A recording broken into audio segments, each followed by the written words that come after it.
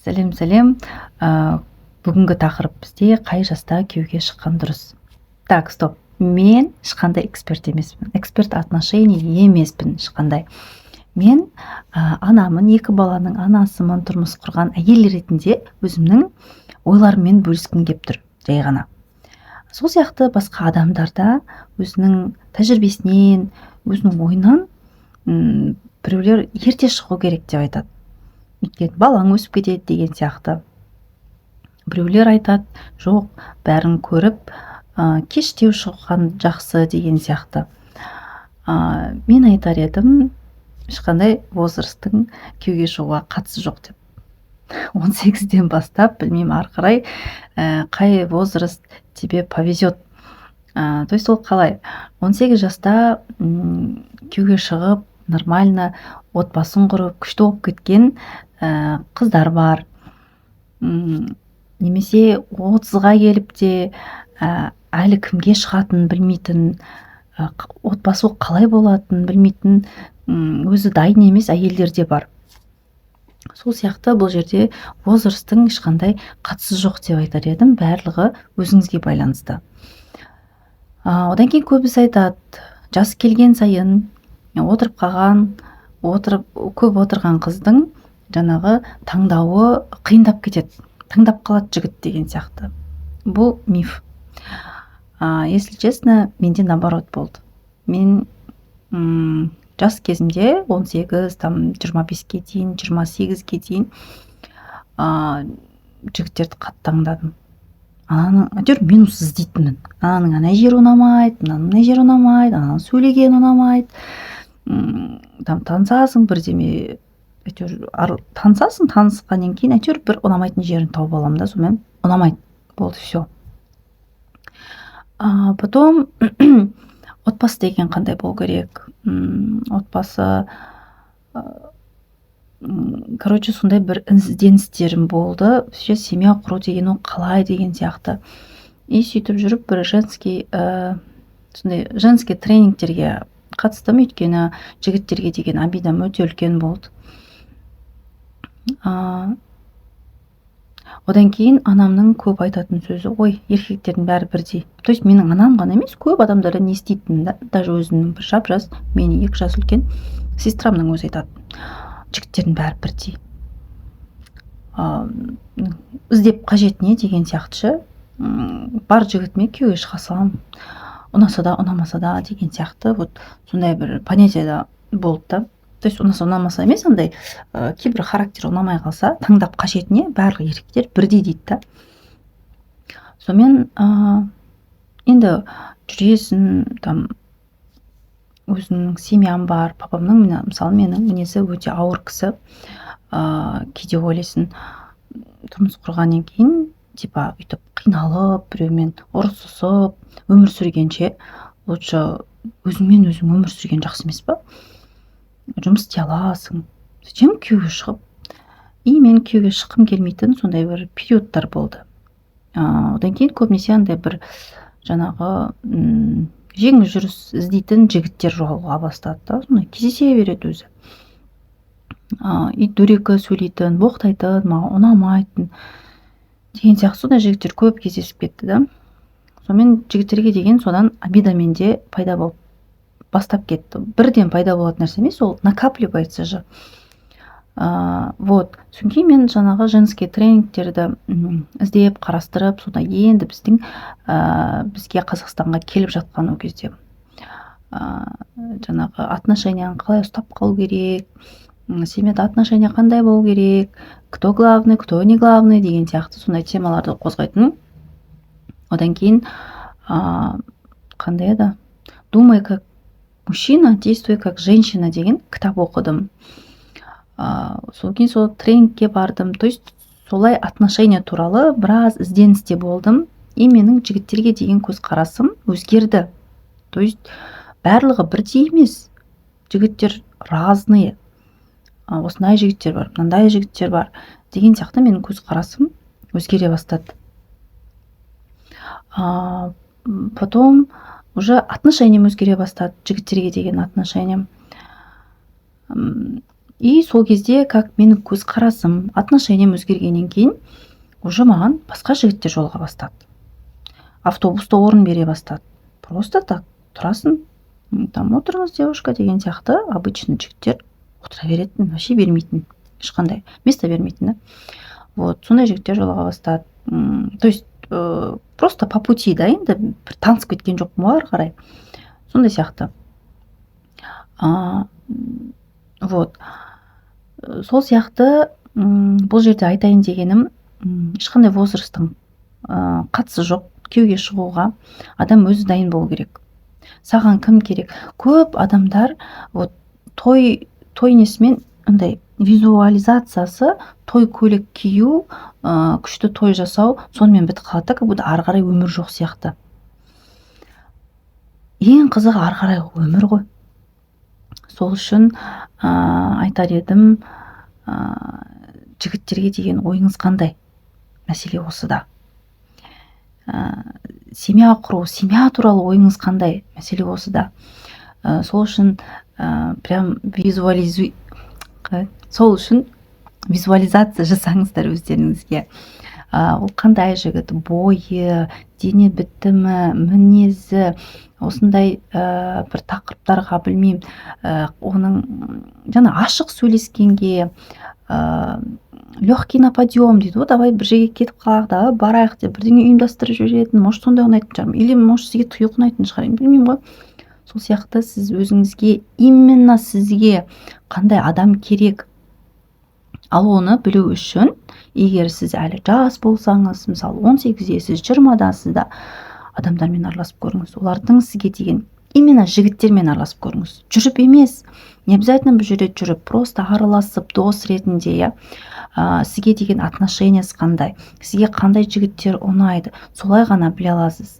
Ал егер просто тұрып кинодан көріп, осындай болу керек, это не решение. Олай визуализация, олай жасай аласыз, я визуализация күшті, бұған үстіп қараса деген сияқты. Бірақ жаңағы дорамадағы жігіттерді біздің Қазақстанда өкінішке орай табу қиынырақ шығар. Білмеймін, жастарда может быть бар шығар, бірақ ары қарай өмір сүріп, олай өмір сүріп кету, жүріп жүрген кезде возможно да отношения сондай болатын шығар, бірақ сіздер үйленгеннен кейінгі отношенияны жазуларыңыз керек та. Менің күйеуім жаңағы, білмеймін, қандай болу керек, еңбекқор болу керек, осындай ақша табу керек деген сияқты, бүкіл по мелочам, тырнағы қандай болу керек, кірпігі, қасы, шашы, ол қалай тұрады, қалай жүреді, нәскилерін разбрасывать етпейтін, тамақ жасай алатын, вот соның барлығына жазып. Не үшін жазған кезде адамда просто понятие пайда болады да. И жазған кезде сізде сұрақтарға жауаптар пайда болады. Сіз ойлана бастайсыз. Вдруг әлі білмейсіз да, сізге қандай адам керек екен. Оның мінезі қандай болу керек, ол қай тілде сөйлеу керек, сөйлесе алу керек, оның арманы қандай болу керек. Осылардың барлығын сіз толықтай жаңағы осы сұрақтарға жауап бере алсаңыз, прям описывать етіп бар ғой. И сол адам прям сізге қатты ұнаған кезде, сол адам сізге жолығады. Сондай адам жолығады. Ол қай жер, қай мекеннің адам болу керек, қандай рудан болу керек.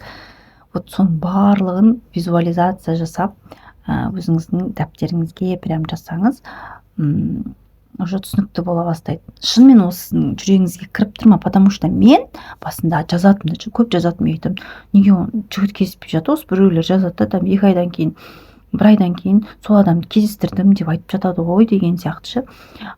Ал мен жазып жүрген кезде ол точно менің адамым емес, маған біреулердің описывать еткені. То есть дорамадағы, кинодағы, или біреулер осында жігіт жақсы, осындай болу керек жігіт деген сияқты біреудің жаңағы басындағы адамдарды жазып жүрдім да, бірақ ол менің көңіліме қонбайтын ондай адамдар. И поэтому мен жолықтырмай жүрдім да. И бір күні, короче, ол менің әкеммен сөйлесе алу керек. Менің әкем қазақша сөйлейді, қазақша сөйлейтін, қазақ отбасынан орысша сөйлей алмайды. То есть акцентпен сөйлейтін, оңтүстіктің кісілері. И я не хотела бы, чтобы шет жақтан деппін, бір қазақшаны онша білмейтін сондай адам келіп бір-бірімен тіл табыса алмағанын. Олар сөйлесе алды, кездескен кезде жақсы тіл табысты. Маған сол важно екен. Ішімнен өзім былай шығарған кезде, для меня что важно деген кезде, менің отбасыммен жақсы араласа алатын адам. Одан кейін мінезі қандай, и современный, и одан кейін, то есть әлемге современно қарайтын жігіт, сосын жаңағы қазақи құндылықтарды білетін, өйткені ертең балаларымыз болады, оларға сол қазақша құндылықты, өзінің тегін, руын, қазақ деген кім екенін түсіндіре алатын, көрсете алатын, үйрете алатын, балдарға дұрыс бағыт бағдар бере алатын сондай жігіт керек болды да.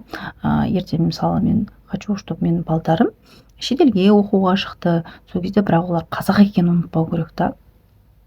Орысша сөйлеп кетіп, немесе руың кім десе оны білмей сондай болатын болса, мне кажется, это ненормально.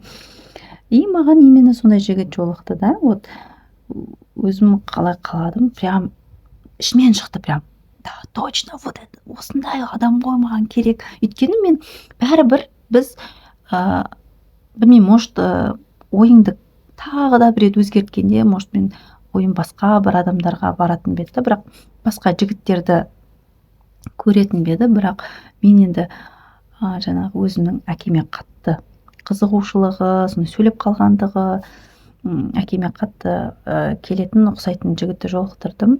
Бәрібір сол айтады ғой, қыз баланың бірінші жаңағы ер адамы ол әкесі деп ше. Жаңағы сол бейнесі, примері әкесі деп.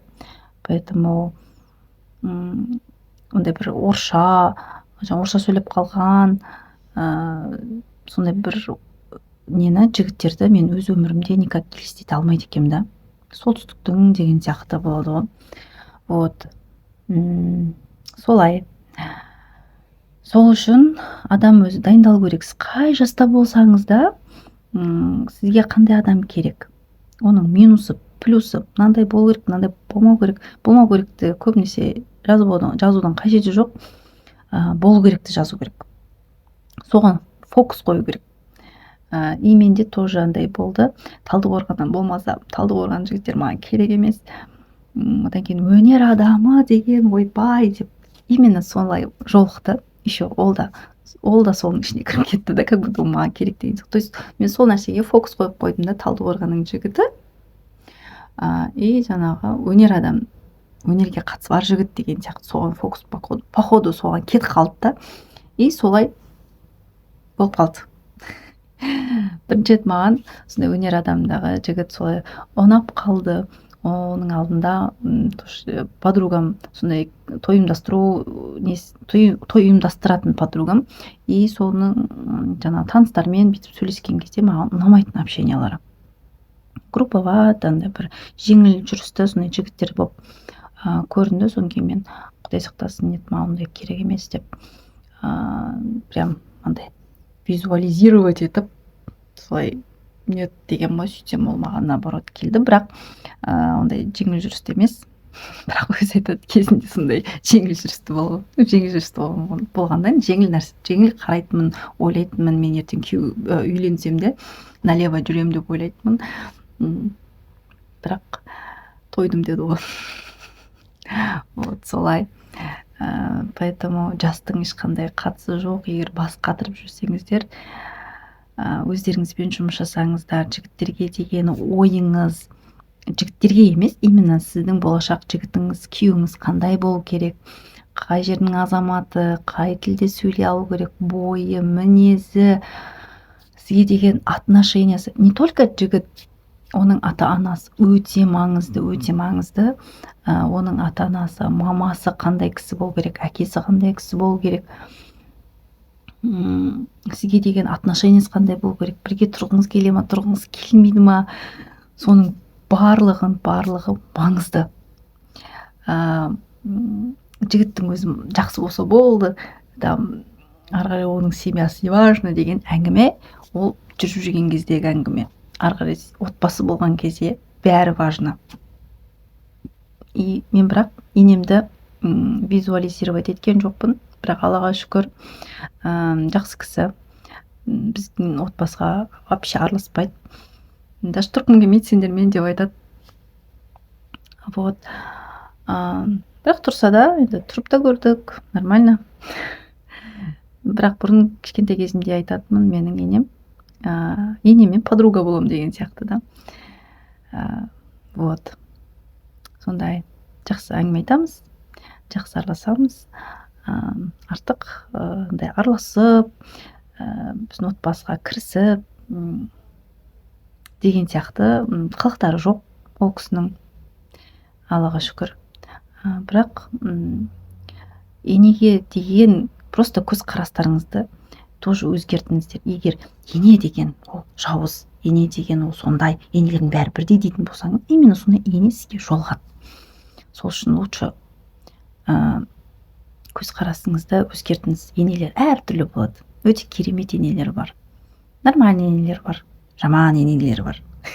Сондықтан лучше көз қарасыңызды ер адамдарға деген көз қарасыңызды, енелерге деген көз қарасыңызды өзгертсеңіздер, отбасы дегенға деген жаңағы қорқыныштарыңыз болса, онымен де жұмыс жасаңыздар. Сол кезде ғана жақсы отбасы құра аласыздар. Бұл жерде возрасттың ешқандай қатысы жоқ, жүріп қалу керек деген сияқты. Күйеуге шығып шыққаннан кейін де қыдырып жүрсеңіздер болады. Мен бұрын ойлайтын, күйеуге шықтың болды, все, қамалдың болды, ешқайда шықпайсың, қыдыру деген жоқ деген сияқты. Кейін мен ойымды өзгерттім, что күйеумен де қыдыруға болады, жүруге болады деген сияқты. Неше түрлі адамдар бар. Именно маған сондай бір жігіт керек деген сияқты. Мен күйеуім сондай болу керек деп өзіме визуализация жасаған кезде вот и кездесті. Вот. Қазіргі мен өмір сүріп жатқаным ол кезіндегі менің установкаларым. Қазір солармен жұмыс жасап жатырмын. Вот. Пайдалы болса, өте қуаныштымын. Сұрақтарыңызды немесе менің әңгімемді толықтырам дейтін болсаңыздар, комментарийге жазып кетіңіздер. Мен блогымды енді ғана бастап жатырмын. Алдындағы менің бір 3-4 по-моему видео салған болатынмын. Одан кейін көп уақыт не салам, не айтам, қалай айтам деген сияқты ұзақ уақыт тежеп қалдым, видеолар салмай. Сол үшін мені қолдап, қолпаштап, ары қарайда тағы бір қызық темаларым бар. Соларды тоже түсіретін боламын. Поэтому қызық болса, подписывайтесь, жазылыңыздар маған. Мен барынша ашылуға, өзімнің көзқарастармен бөлісуге. Просто маған тоже біреудің көзқарасын, біреудің өмірін, ойларын тыңдаған ұнайды. Өйткені одан да түйетінің өте көп екен. Вот. Сол. Пока-пока.